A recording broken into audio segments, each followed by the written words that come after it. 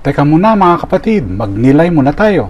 Alam mo ba na ang tutubi ay kayang makakita halos sa 360 degrees?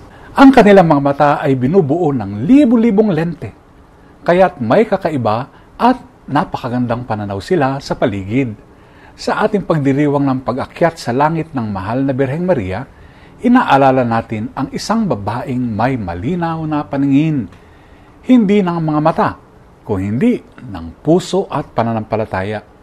Tulad ng tutubi, nakita ni Maria ang kilos ng Diyos sa bawat yugto ng kanyang buhay. Sa kababaang loob, sa misyong tinanggap niya, at maging sa kanyang paghihirap sa paanan ng krus.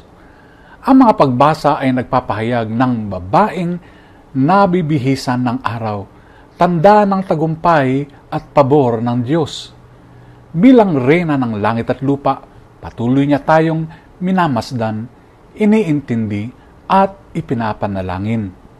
Naway matuto tayong tulad ni Maria na hindi lamang tumingin kung hindi magtiwala sa mga ipinakikita ng Diyos kahit hindi pa ito lubos na nauunawaan. Pagnilayan po natin ito. Amen.